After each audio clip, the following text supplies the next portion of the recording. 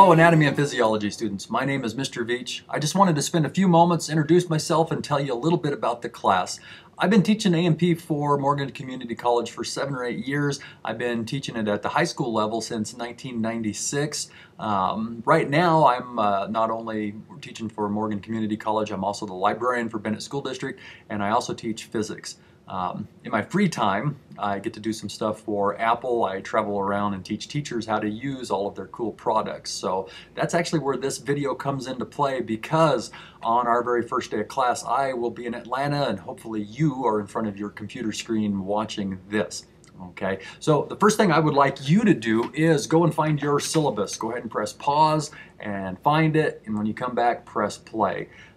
The syllabus itself, it has a ton of useful information. It tells you everything you're going to learn in AnP 1 and AnP 2.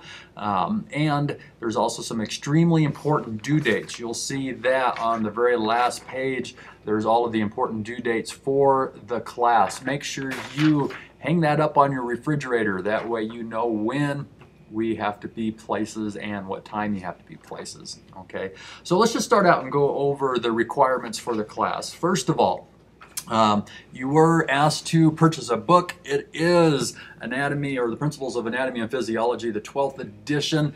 I've been asked in the past if, some people have said, hey, I found the 11th edition online and it is so much cheaper.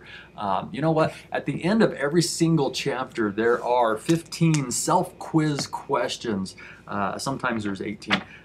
But those are the questions that I actually graded that are founded in your portfolio. So I am going to ask that you do have the correct edition. That way everything is easier for everybody in the classroom. Okay. Now, when you purchased your book, you should have also received a neat little atlas that has all sorts of cool pictures of the human body inside of it. Make sure you don't lose this when it comes time to sell your stuff back, if that's one of the things you wanted to do. Without this, your book's not worth anything, so don't lose this. Now, let's just go over a couple of things. First, let's take a look at what I expect out of your portfolio. First of all, your portfolio, I don't really care what format you do it in. I have people ask, hey, can I do it on my computer? The answer is, you bet you can. But when it's due, I need a hard copy, so you're going to have to print everything out. I've had people put it in giant 3-ring binders. I've also had people just do it in a spiral notebook. Really doesn't matter to me. The one thing that I'm looking for is, A, did you take notes? Did it look like you were studying throughout the semester? And B, are your self-quiz questions in there? You don't need to write down the question. All I'm looking for is the answer. As long as those things are in there, your portfolio should be fine. And keep in mind, the portfolio is worth 25% of your grade, and it is due when you take the final. Okay, and that will be on July the 25th. Now, the very first time we'll get to see each other is going to be on June the 27th, and that's when we go through the pig dissection. They are fetal pigs. Now, if you're a little bit worried, if you've never done a dissection before, let me just try to relax you a little bit. The way that I do the dissections, they're extremely low stress, and they're extremely informative. You know what? By the end of our dissection, you're going to realize just how amazing the body is, how everything is actually put together, how everything has a specific task that it does. And I think by going through the dissection, you start to have a brand new understanding and a brand new respect for the body. Okay, so don't worry a whole lot about it. The dissection will take place on June the 27th. It will begin at 8 o'clock in the morning. We will be meeting in the north building of Bennett High School. So if you pull into Bennett High School, you'll see a 2-story building. That's not the building you want to go to. You want to go to the building to the north.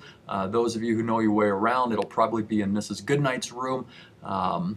Those of you who don't know your way around, don't worry, we'll have a sign up here and there, and I'll have the doors open. That way you can find your way. Okay, so make sure you're there at 8 o'clock.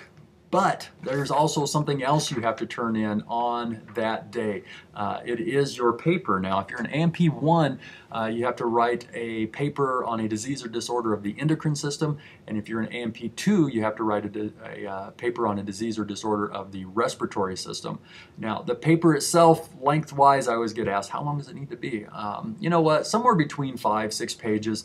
That'll be totally fine. I do expect you to format your paper. I prefer MLA, but if you were taught APA or if you know how to do footnotes, that's totally fine. But just keep in mind, you have to have in-text citations. If you don't, basically what you're doing is you're plagiarizing. You'll get a 0 on the paper. Make sure you have in-text citations. You also have to have a works cited or bibliography, which is at the end of your paper, which does not count for the length. Okay. I do ask that you have at least 3 sources. Honestly, with a paper like this, I would expect probably closer to 5. Your greatest resource, believe it or not, is that big old book that you spend all that money on. That's a great resource. Also, places on the internet, places like WebMD, they're actually pretty good. If you go to Google Scholar, you can actually find a lot of great information. So that's all I really have to say about that. I'm not going to teach you how to do MLA or APA. That's something you learned in your comp classes. Now it's time to actually use it. Okay. Think of that paper as your ticket into the dissection. I have to have it. Please do not email it to me. I want a hard copy. Now, when it comes time for the final will take place on July the 25th. You need to go to Bennett High School once again, only this time you're going to the library. It's located on the 2nd floor. If you're an AnP 1, you need to show up at 8 o'clock. If you're an AnP 2, you need to show up at 10 o'clock.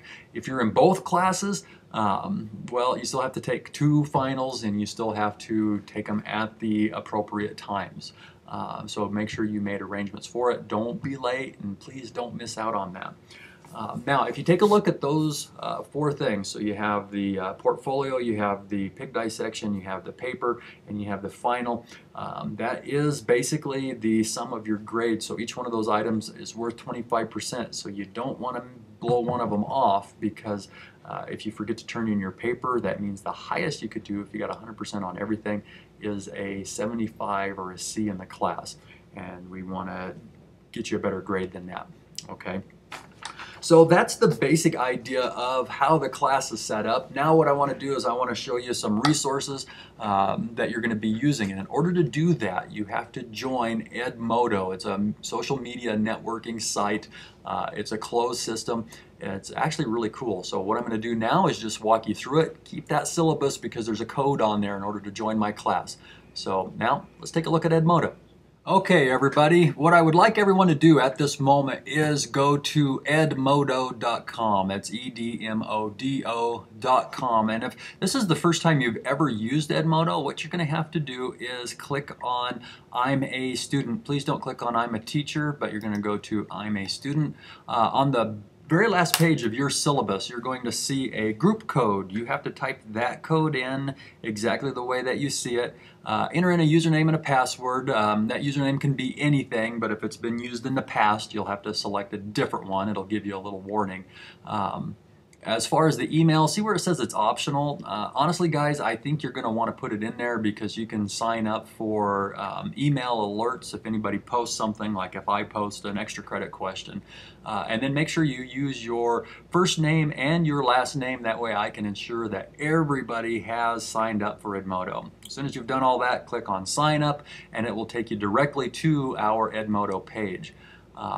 Every time after that, or if you have actually used Edmodo in the past, all you have to do is log in.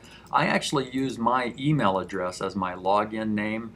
That way I never forget it. So I'm just going to log in real quick and give you a little tour. Now, if you've used Edmodo before, you're going to notice there are a whole bunch of classes on this side, or every class you've ever signed up for.